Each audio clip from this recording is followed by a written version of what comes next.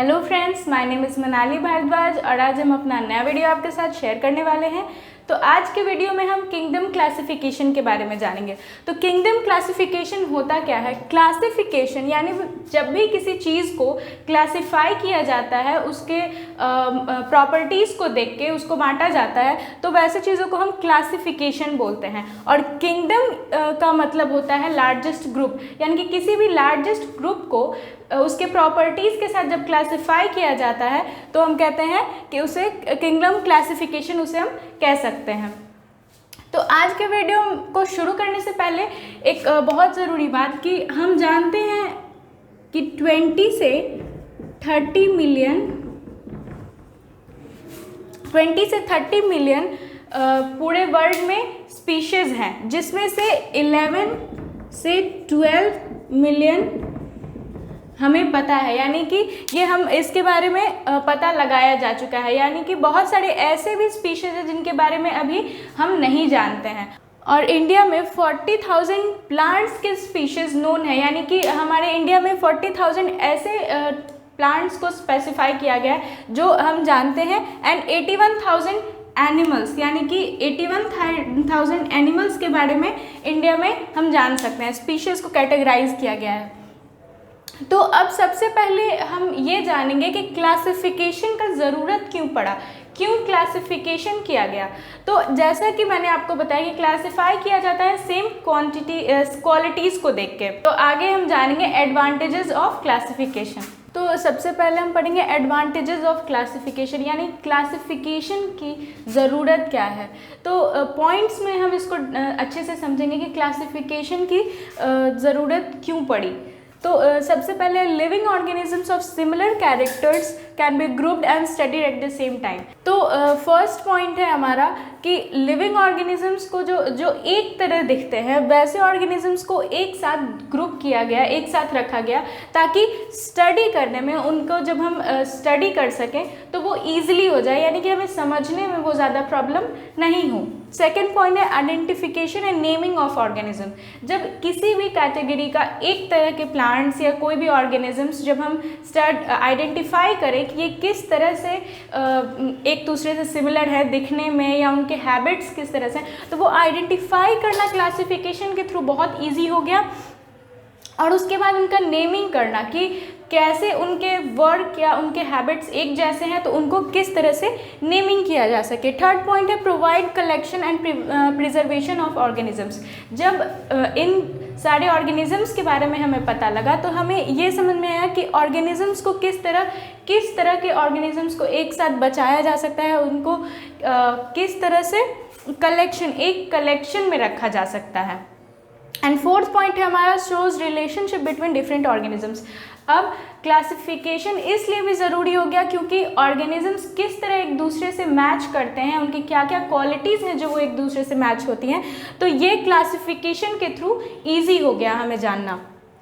एक important point है कि living things are classified based on habits and mode of reproduction, यानी कि जो भी लिविंग ऑर्गेनिजम्स हैं उनको क्लासिफाई किया गया उनके हैबिट्स पे कि वो उनके क्या क्या काम हैं जो सिमिलर हैं, उनके मोड ऑफ रिप्रोडक्शन यानी कि किस तरह वो बढ़ते हैं या उनका लाइफ स्पैन, ऐसे चीज़ों से ही लिविंग थिंग्स को क्लासिफाई किया गया। तो फादर ऑफ बायोलॉजी एरिस्टोटल को कहा गया है, ये आपने लास्ट क्लास में भी पढ़ा होगा। बट क्यों कहा गया है? क्योंकि एरिस्टोटल ही वो फर्स्ट पर्सन थे जिन्होंने ये कहा कि क्लासिफिकेशन ऑफ ऑर्गेनिजम्स ज़रूरी है ताकि हम जान सकें कि किस तरह के ऑर्गेनिजम्स एक तरह के हैं, उनके स्ट्रक्चर्स एक तरह के हैं, और क्लासिफाई उनको किया जाए उनके प्रेजेंस ऑफ आरबीसी पे या एब्सेंस ऑफ आरबीसी पे, सेल स्ट्रक्चर पे, मोड ऑफ न्यूट्रिशन पे, ये सारी चीज़ों पे एरिस्टोटल ने कहा कि क्लासिफिकेशन करेंगे ऑर्गेनिजम्स ताकि हमें स्टडी करने में ईजिली हो जाए। बट उसके बाद father of modern taxonomy Carlos Linnaeus ने बताया कि इसको 2 पार्ट्स में डिवाइड किया, kingdom Plantae and kingdom Animalia. सबसे पहले हम टैक्सोनॉमी के बारे में जानेंगे। तो टैक्सोनॉमी जो है वो बायोलॉजी का वो पार्ट है जिसमें हम ऑर्गेनिजम्स को किस तरह स्ट्रक्चर्स और उसके सेल डिवीजन पे डिवाइड किया गया है ये हम पढ़ेंगे। तो जो लोग टैक्सोनॉमी पढ़ते हैं उन्हें हम, जो साइंटिस्ट इसके बारे में स्टडी करते हैं उन्हें हम टैक्सोनॉमिस्ट बोलते हैं। तो कार्लोस लिनानियस ने 2 किंगडम बनाया, kingdom Plantae and kingdom animalia. उन्होंने कहा कि किंगडम प्लांटी में हम उन ग्रुप्स को रखेंगे, उन चीज़ों को रखेंगे जो अपना फूड खुद बनाते हैं बट वो मूव नहीं कर सकते, एंड किंगडम एनिमेलिया में उन्होंने उन चीज़ों को रखा जो घूम तो सकते हैं, मूव कर सकते हैं, बट कभी भी अपना खाना खुद नहीं बना सकते। बट बाद में इन 1969 R.H. विटटेकर जो हैं उन्होंने कहा कि इस तरह से कैटेगराइज करने के बाद ईजिली स्टडी नहीं हो पाएगा, यानी कि वो थोड़ा और मुश्किल था। तो उन्होंने प्रपोज किया कि हमें 5 किंगडम रखना चाहिए, जिससे और ज़्यादा स्टडी जो है ऑर्गेनिजम्स का वो इजी हो जाए। तो R.H. विटटेकर ने कहा कि 5 पॉइंट्स के हिसाब से हम क्लासिफाई कर सकते हैं और उसके बाद हमें स्टडी करना और भी इजी हो जाएगा ऑर्गेनिजम्स के बारे में। तो उन्होंने इन 5 बातों का ध्यान रखा। पहला है सेल्यूलर ऑर्गेनाइजेशन, यानी कि किस तरह के स्पीशीज से ऑर्गेनिज्म बने हुए हैं, ये पहले हुआ। उसके बाद सेल स्ट्रक्चर, सारे ऑर्गेनिजम्स का सेल स्ट्रक्चर सेम नहीं होता है, किन ऑर्गेनिजम्स का सेल स्ट्रक्चर जो है वो सेम है या डिफरेंट है। मोड ऑफ न्यूट्रिशन, यानी कि जो ऑर्गेनिजम्स है उनका मोड ऑफ न्यूट्रिशन क्या है, उनका रिप्रोडक्शन मोड क्या है, उनका सोर्स ऑफ न्यूट्रिशन क्या है, यानी कि वो कहाँ से अपना खाना लेते हैं। एंड लास्ट है इंटर रिलेशनशिप, यानी कि एक दूसरे से वो किस तरह कनेक्टेड हैं। तो इन 5 बातों का ध्यान रखने के बाद क्लासिफाई किया गया सारे ऑर्गेनिजम्स को। सबसे पहले क्लासिफिकेशन के लिए ज़रूरी था कि हम किन किन पॉइंट्स को लेके चले ताकि हम अच्छे से ऑर्गेनिजम्स के बारे में स्टडी कर सकें। तो R.H. विटटेकर ने बहुत ही ईजिली R.H. विटटेकर ने एक हायरार्की बनाया जिससे सारे ऑर्गेनिजम्स जो हैं वो क्लासिफाई हो सके, जिसमें किंगडम था, फाइलम था, क्लास था, उसके बाद ऑर्डर, उसके बाद फैमिली, उसके बाद जीनस, उसके बाद स्पीशीज। तो इन सब के बेसिस पे सारे किंगडम्स को क्लासिफाई किया गया और जिसके बारे में हम आगे पढ़ेंगे। नेक्स्ट 5 किंगडम्स क्या क्या थे।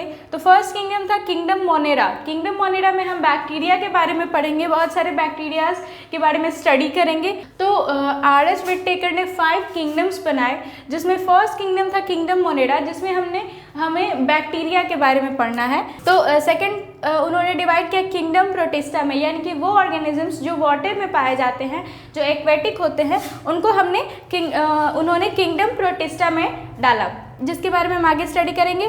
थर्ड था किंगडम फंगी। किंगडम फंगी वो चीज़ें होती है यूकैरियोटिक जिसमें क्लोरोफिल नहीं होता है, तो ऐसी चीज़ों को किंगडम फंगी में रखा गया। फोर्थ पॉइंट था किंगडम प्लांटिया, जिसमें प्लांट्स यानी कि जो भी प्लांट्स इतने आसपास हमने देखते हैं वो किंगडम प्लांटिया में रखे गए। And kingdom animalia, kingdom animalia में एनिमल्स एंड मैमल्स को रखा गया। तो इस हायरार्की को याद करने के लिए, यानी कि किस तरह क्लासिफिकेशन हुआ, सबसे इम्पॉर्टेंट ये है। और इसको याद करने के लिए एक वर्ड मैंने यहाँ लिखा है, कीप पॉट्स क्लीन और फैमिली गेट सिक। तो फर्स्ट है के किंगडम, पॉट्स का पी से फाइलम, क्लीन सी, क्लास, और का ऑर्डर ओ, एंड फैमिली तो यहाँ पे है ही, तो फैमिली आपको याद रहेगा। नेक्स्ट है गेट का जी, जीनस, एंड सिक का एस, स्पीशीज। तो इस तरह से आप इजीली जो हायरार्की है क्लासिफिकेशन का उसको आप याद रख सकते हैं। तो मैंने आपको हायरार्की ऑफ क्लासिफिकेशन जो बताया उसको अच्छे से समझने के लिए मैंने एक एग्जाम्पल लिया है। That example is human being. तो हम ह्यूमन बीइंग को किस तरह क्लासीफाई कर सकते हैं, जो भी उन्होंने हायरार्की दिया था, जो भी रिस्पेक्ट से ये सारी चीज़ों को क्लासीफाई किया गया था, तो हम अच्छे से समझने के लिए ह्यूमन बीइंग का एक एग्जाम्पल ले रहे हैं। हायरार्की जो क्लासिफिकेशन हुआ R.H. विटटेकर के द्वारा, तो वो kingdom, phylum, class, order, family, genus and species के में हुआ। तो इन सब चीज़ों में हम एक एग्जाम्पल लेंगे ह्यूमन बीइंग का और अच्छे से समझेंगे कि किस तरह सारे को कैटेगराइज किया गया। तो जब ह्यूमन बीइंग को कैटेगराइज किया गया तो उनको किंगडम एनिमेलिया में रखा गया। उसके बाद किंगडम के बाद फाइलम आता है, एंड फाइलम एनिमेलिया में जो कॉर्डाटा था उसमें रखा गया ह्यूमन बींग्स को। देन अगेन क्लास की जब बारी आई तो ह्यूमन बींग को मैमेलिया में रखा गया, एंड ऑर्डर में प्रीमेट्स में रखा गया। देन फैमिली में होमिनिड्स में रखा गया। जीनस में होमो में रखा गया एंड स्पीशीज लास्ट में उन्होंने सेपियंस में रखा। आपको पता होगा कि ह्यूमन बीइंग का साइंटिफिक नेम जो है वो होमो सेपियंस है। तो जब जीनस में रखा गया तो होमो रखा गया एंड स्पीशीज उसका सेपियंस था। ह्यूमन बीइंग का स्पीशीज जो है वो सेपियंस था, इसलिए सेपियंस में रखा गया। तो इस तरह से कैटेगराइज किया गया सारे ऑर्गेनिजम्स को। और मैंने यहाँ एग्जांपल लिया ह्यूमन बीइंग का, तो इस तरह ह्यूमन बीइंग को कैटेगराइज किया गया। तो फ्रेंड्स, आपको आज का हमारा वीडियो कैसा लगा हमें कमेंट में ज़रूर बताइएगा। हमारे वीडियो को लाइक ज़रूर करिएगा, हमारे चैनल को सब्सक्राइब ज़रूर करिएगा। Thank you.